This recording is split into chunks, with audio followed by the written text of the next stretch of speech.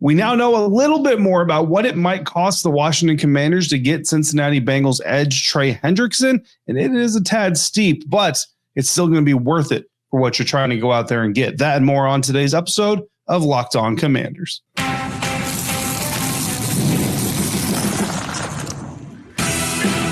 You are Locked On Commanders, your daily podcast on the Washington Commanders. Part of the Locked On Podcast Network, your team every day. And welcome inside today's episode of Locked On Commanders. I am your host, David Harrison, here with you every Monday through Friday, your friend on the ground, covering the Washington Commanders for Sports Illustrated's CommanderGameDay.com, also working with WUSA9.com for local coverage of the team. I want to thank you for coming through for today for this episode in which we are going to reset the Washington Commanders depth chart as it stands today, re-identify our needs for the roster as the new league year gets set to start next week. Monday at noon Eastern time is the open negotiating window start time. Start time and day next Monday, this coming Monday, I should say, noon Eastern time is when pending free agents can officially start negotiating with other teams. So we're going to reset what the team looks like right now as we get ready for that. John Allen, defensive tackle for the Washington Commanders, released on Friday, and we're going to talk about now that we know more about the cost for Trey Hendrickson, why it's still worth that steep price that the Washington Commanders could potentially have to pay. If you're new to the show, I want to thank you for coming through. If you're an everydayer, someone who comes through every day, I want to give you a special thank you for coming through every single day. And if you're not subscribed out there to YouTube or wherever you're listening to this podcast, please do so for free, no matter where you're doing this right now. Today's episode is brought to you by FanDuel. Right now, new FanDuel customers, you can get $150 in bonus bets if your first $5 bet wins. So a lot of things coming down the pipe on Friday, or down the pike on Friday. And the first thing we're going to talk about here is an updated expectation on what it might cost the Washington Commanders to trade for Cincinnati Bengals edge rusher Trey Hendrickson. Obviously, edge rusher, one of the, if not the top need for the Washington Commanders this offseason. We'll get into all of that a little bit later. But ESPN's Jeremy Fowler went on their network, on one of their programs, and talked about really some of the more updated information, some of the more updated details about Trey Hendrickson that we now know about. Said that Trey Hendrickson wants well above $30 million per year on his new contract. And that's really kind of where this trade conversation came from, is Hendrickson and the Bengals were negotiating about a new contract. Fowler says the Bengals actually offered Hendrickson a new deal, but it wasn't what he felt like he deserved with the way that the edge market has been trending. So that's when he requested the trade. The team said, okay, fine, go out there and find out what your value is. Fowler also said it seems like it's going to take about a second round pick, or maybe a second round plus some change, or a first round pick to get the deal done, which basically goes with what James Rapine of Locked On Bengals told me before we hit record on our episode yesterday, that the number 29 pick by itself would be enough to get the job done. Fowler did mention Washington specifically as a team that may get in the mix there a little bit, but I wouldn't take that as a firm report that Washington is getting in the mix. But look, we all know, we've been talking about it, edge rusher, absolutely a need for the Washington Commanders. They need to get better from a pass rushing standpoint, getting pressure on the quarterback, and they also need to get better from a run defense standpoint as well. So let's talk about where this might be worth it, or where these numbers might come in, because well above $30 million can mean actually quite a bit of different things. So looking at the money, if Washington trades for him, again, his deal, they're going to bring in another $16 million or so in salary cap hit this year. And that deal that he's currently on with the Bengals expires after this season. So that new contract that Trey Hendrickson is seeking well above, quote unquote, $30 million on is going to have to come sooner rather than later. Now, right now, the only two edge rushers making more than $30 million per year annual average value on their contracts, according to Spot Track, are San Francisco 49ers edge Nick Bosa and Las Vegas Raiders edge Max Crosby, who just signed his new deal with the Las Vegas Raiders recently, which I think probably kind of helped put a lot of this stuff in motion that we're talking about right now. So if you compare Nick Bosa, Max Crosby, the two edges that are making over $30 million annual average value on their contracts right now, to Trey Hendrickson, here's how things look. Trey Hendrickson leads the trio in games played in the last two seasons. This is all over the last two seasons. Trey Hendrickson leads the three in games played. He leads in sacks. He leads in forced fumbles, and he leads in quarterback hits. He is second on that list in tackles for loss, and he's third in that group in total tackles. All three of them were Pro Bowlers each of the last 2 years. He and Crosby both have one All-Pro selection in those last 2 years. So you look at it, the production is very, very similar. In fact, Hendrickson is actually leading the trio in production in some very important categories, right? Now, Max Crosby's turning 28 this year. Bosa signed his deal in the year he turned 26. 2023, he signed that deal. He turned 26 that year.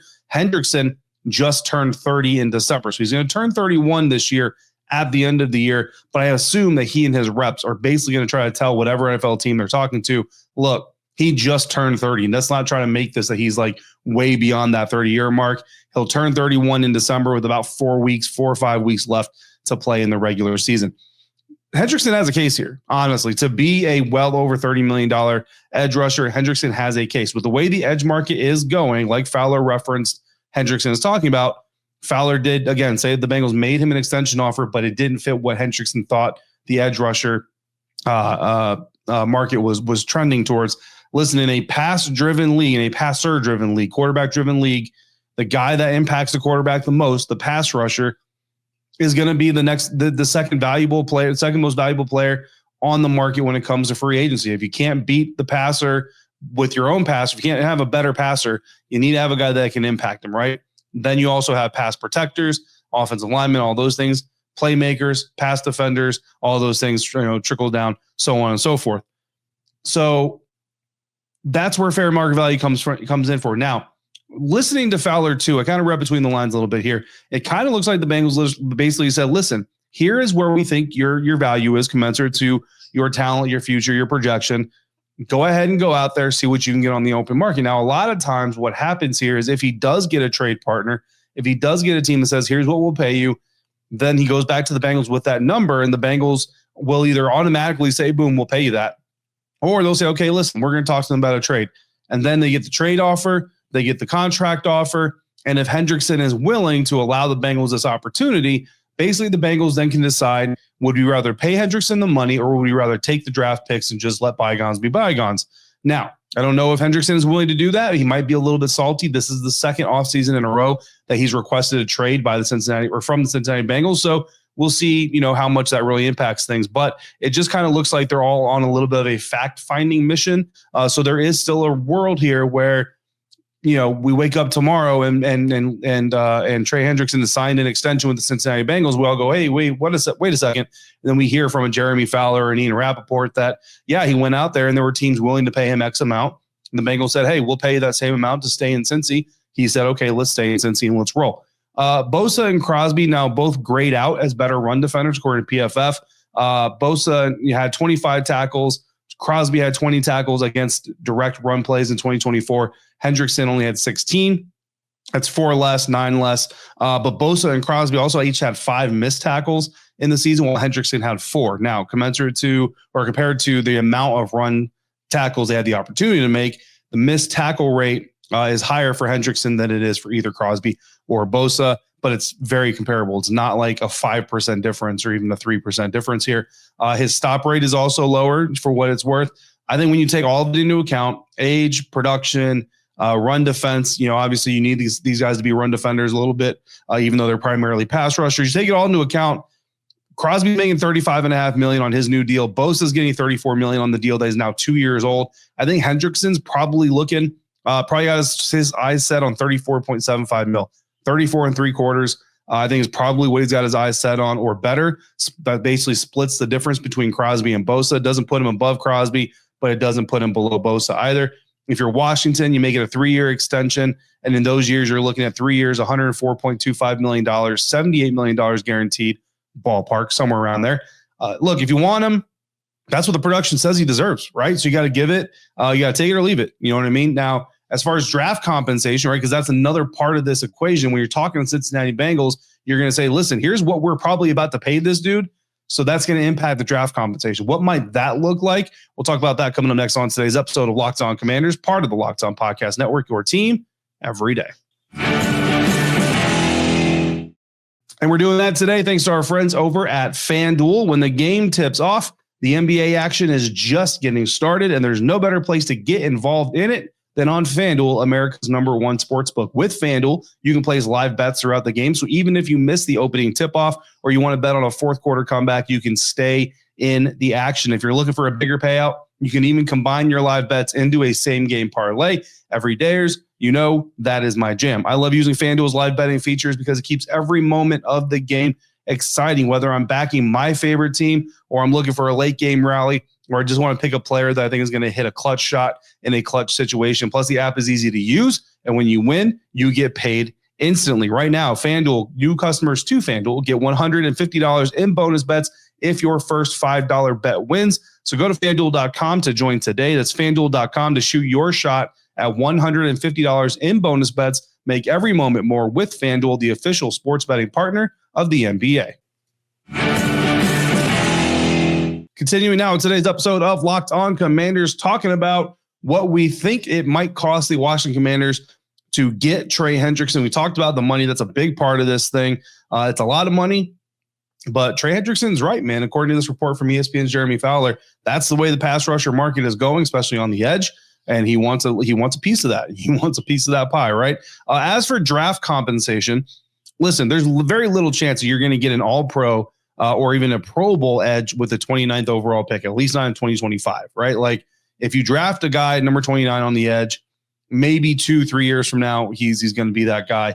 Very rarely do you see an elite pass rusher like that make it out of the early part of the first round. Now, that being said, Hendrickson is one of those guys, but it also took him a little bit to get there, right? So anyway, your odds of getting it with Hendrickson, much higher, right? So you can spend number 29 on Trey Hendrickson, or you spend 29 on a rookie. Your odds of getting a Pro Bowler, all-pro performance out of that player in 2025, much higher with Trey Hendrickson. So what I would probably offer, and in fact, what I basically did offer to the Locked On Bengals podcast, because they're going to be talking about this as well, is a pick. Probably looking at number 29 for Hendrickson in a fourth. Or I'm going to try to get a fourth round pick back. I want to try to get a day 3 pick back. That'd be number 118 from the Cincinnati Bengals. That would leave the Washington Commanders with picks number 61. No picks in the first round, but picks number 61, 79, 118, 186, 225, 238, and 247. So 3 picks in the top 150, 4 in the top 200 overall for the 2025 NFL draft. Of course, you hate to give up your first round pick, but like I said, talking about 2025, even maybe talking about 2026, you're not likely to get an all-pro, Pro Bowl caliber edge in the with the 29th overall pick. It's just not usually how that thing goes. There's also some other ideas, right? I might float number 61. That's Commander's second round pick. Float the idea of 61 and 2 sevens. I'll give you my highest sevens. I'll give you number 61 in the second round. I'll give you my 2 highest 7th round picks, number 225 and 238. And you give me Hendrickson at number 118. That's your 4th round pick. You know what I mean? So I give you my 2nd and 2 sevens for Hendrickson and a 4th. I don't know. It leaves the Commanders 29, 79, 118, and then all the other stuff. Hell, I might even see if Cincy will go for a chance of getting 2/3. You know what I mean? Instead of me giving you a 2nd and some change, like Fowler put it, or giving you a 1st straight up, let me give you 2/3. Let me give you 79 this year, and then let me give you a 4th rounder next year. That's conditional. Could become a 3rd rounder if Trey Hendrickson leads the team in sacks or makes the initial Pro Bowl roster. We'll turn that bad boy into a 3rd round pick. You potentially get 2 3rd round picks. Some combinations, right? You can get fancy with it. You can come up with all kinds of combinations of draft capital. I think if they're Cincinnati Bengals, you would sure love to just get the 1st round pick up front. But we'll see what they come up with. But again, looking at that contract, right? Like the Bengals know what Trey Hendrickson is looking to get paid. So if you're the team that says, look, I'm willing to pay this guy, well, you're not willing to pay this guy. So because of that, I'm not going to give you my 1st round pick. I'll give you a 2nd. We can talk about the spare change after that to make this thing work. You'd love to see that. And then you see Adam Peters potentially go from number 29, trade back, maybe get a couple more day 2 picks or get a day 2 pick and a couple more day 3 picks in exchange for that number 1 pick in the 1st round, right? So a lot of different combinations, but I think that's about the ballpark of what we're looking at for the Washington Commanders to trade for Trey Hendrickson, especially as Myles Garrett and the Cleveland Browns continue to dig themselves deeper and deeper into their standoff trenches. Defensive tackle Jonathan Allen released on Friday. We talked about this before. Every day, as you're going to remember this. John Allen requesting a trade shortly before the NFL Scouting Combine, the team approving his request to go seek out that trade. John Allen was part of the conversations to become part of the trade package that would acquire Deebo Samuel for the Washington Commanders. Ultimately, the San Francisco 49ers decided to take the draft capital, so they get a 5th-round pick from the Commanders. The Commanders get Deebo Samuel. That deal will go final on Wednesday. John Allen, now a free agent, gives him a little bit of a runway into free agency, gives him the opportunity to potentially go out there and find a home before the rest of these pending free agents can become negotiators. And who knows?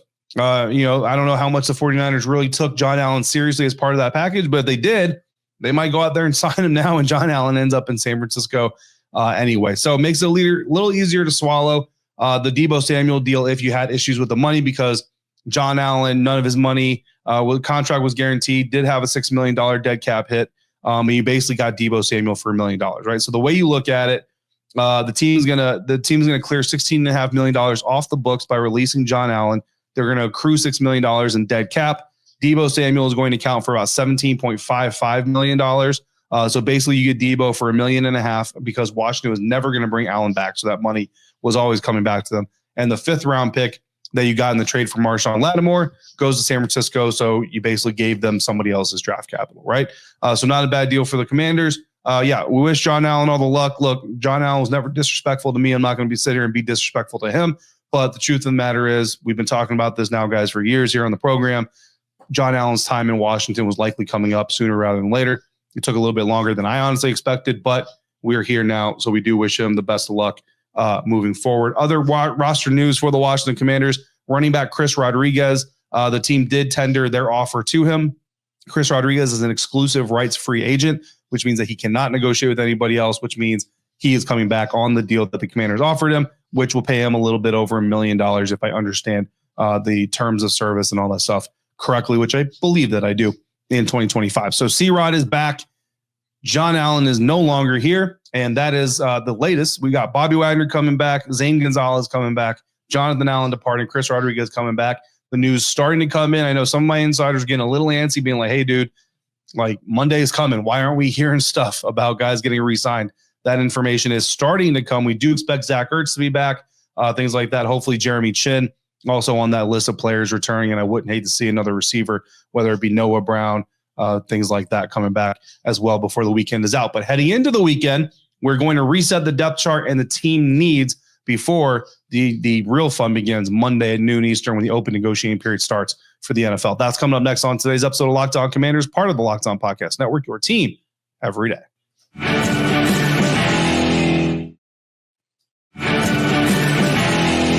Wrapping up this episode of Locked On Commanders, kicking it into the weekend with our final little mini preview of what is to come. Monday, noon Eastern time, the open negotiating window, also known as legal tampering, will begin for the National Football League, which means that players with contracts that expire at the end of the 2024 league year, which is Wednesday at 3:59 p.m. Eastern time, are open to negotiate with anybody they want to across the National Football League. None of those deals that are agreed to, however, can be finalized until Wednesday at 4 p.m. Eastern. No trades that are agreed to can be finalized until Wednesday at 4 p.m. Eastern as well. So it's going to be a lot of fun. Here's where we stand with the Washington Commanders currently. We're going to start with the offense. Your quarterback, Jayden Daniels. No duh. Running backs, Brian Robinson Jr., Austin Eckler are your starters. I'm going to kind of give it a 1 and a 2, right? Wide receivers, your top three, Terry McLaurin, Deebo Samuel, Luke McCaffrey. And again, Deebo officially not right now part of the depth chart, but I'm going to go ahead and put him in there. Hopefully you'll spare me that little consideration. Tight end, Ben Sinnott. That's it. Offensive tackle, you got Brandon Coleman and Andrew Wiley. Offensive guard, Nick Allegretti. I'm going to put Sam Cosmi in there. The reason I'm going to put Sam Cosmi in there is because at the NFL Scouting Combine, I asked Adam Peters, how much does Sam Cosmi's recovery process and schedule impact what you're going to do this offseason? He said not really much. And look, Adam will play the GM speak game just as much as any coach, but he doesn't usually flat out lie. So far, he hasn't flat out lied, so I'm going to take him at his word. I'm going to put Sam Cosmi in there. Doesn't necessarily mean that Sam is back for the beginning of the regular season, right? I wouldn't go as far as to promise that. And I do think you need a temporary plug. But as far as saying this team needs to go pursue a starting caliber guard, don't necessarily think that's going to be the approach that the Commanders take, just listening to what Adam Peters is saying. Your center is Tyler Biadasz. And I think Tyler Biadasz and Sam Cosmi, when healthy, are the only two people on this list that have their specific positions, left tackle, right tackle, all that stuff, firmly cemented. I will put that out there as well. Need rank, tight end, offensive line, wide receiver, running back, quarterback in that order. So tight end, whether it's bringing back Zach Ertz over the weekend or whatever it is, the Washington Commanders got to add at least another tight end to this group before the NFL draft. I don't care how it comes. O-line, again, even without Sam Cosmi being considered a full-blown hole on this line, you would like to see some competition for Nick Allegretti. I think Nick Allegretti could rise up to that competition, but I do expect you to see it. I do expect you to see the team bring in another tackle. Could be Cornelius Lucas returning. I wouldn't hate seeing Cornelius Lucas and Trent Scott, honestly, returning to the mix. Maybe go sign another interior offensive lineman and then hit the draft and have that kind of group right there. Wide receiver, even with Deebo Samuel inbound, you got to either re-sign a guy like Noah Brown, Jamison Crowder, potentially Olamide Zaccheaus. I wouldn't hate any of those guys come back. Would love to see De'Ami Brown come back too, to be clear. But the expectation is that De'Ami is going to draw a lot of attention and probably get priced out of coming back to Washington. Running back, I think the top two are solid guys. I don't see a running back on the free agent market, honestly, that I think is better than these two guys. So I think you're more looking at the NFL draft for that hole. And then quarterback, you don't have a hole there. You have a veteran hole. The Las Vegas Raiders are a team that we actually kind of were, I don't say nervous about, but looking at saying they might go after Marcus Mariota. The way that I look at this, the Las Vegas Raiders on Friday night agreed to a deal where they traded for Seattle Seahawks quarterback Geno Smith, sending a third-round pick to Seattle in exchange for that, which is way too much even for a quarterback inflation price. But bottom line is, I think if you're Marcus Mariota, if you'd rather back up Geno Smith or back up Jayden Daniels, come back to Washington, dude. But he's a big family man. His family's back on the West Coast, so we'll see how that turns out. So that's our needs and our depth chart for the offense. On defense, defensive end, Dorrance Armstrong Jr. and vacant. Not even going to plug a guy in there temporarily because, look, there's nobody that's going to step into that starting role. Defensive tackle, Daron Payne and Johnny Newton.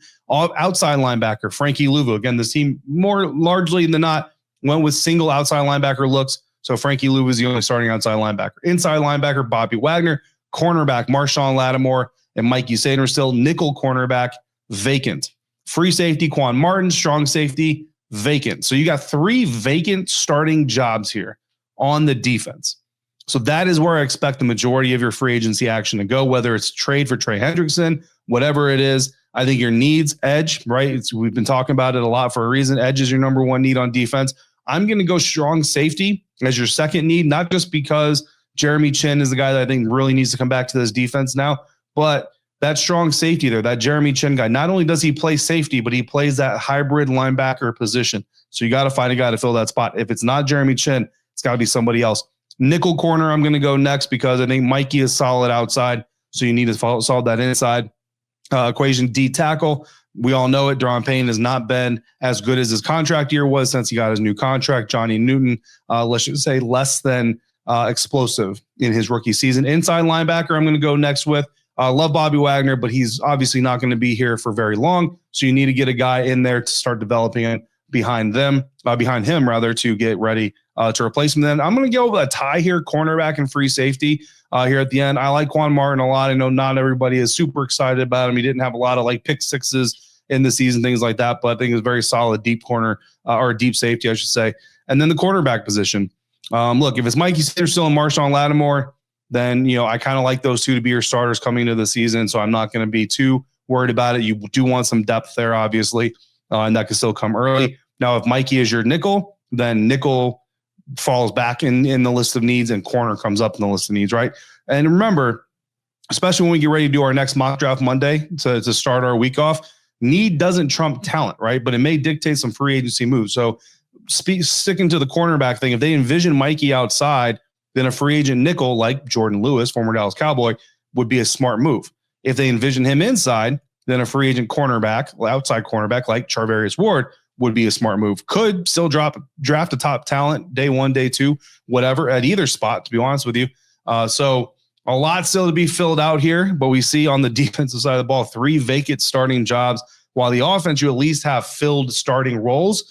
There's still just some areas you can upgrade. So we'll see how all this impacts the Washington Commanders starting next week. We will be back on Monday, probably Sunday night. I want to give this an early drop to allow us to react in real time on Monday to as much as we need to. Probably give you our mock draft Monday episode on Sunday at some point. So make sure you come through for that. In the meantime, if you got questions or comments, all you got to do is sign up to be a Locked On Commanders insider. Go to joinsubtext.com/LockedOnCommanders to be an insider today. For your next listen, check out the Locked On NFL Draft podcast with Damian Parson and Keith Sanchez. They're going to be keeping you informed in how the boards shift and the strategy shift as the free agent moves get made. And you can listen to them right here on YouTube or wherever you're listening to this episode. As always, thank you for making Locked On Commanders your first listen of the day every day.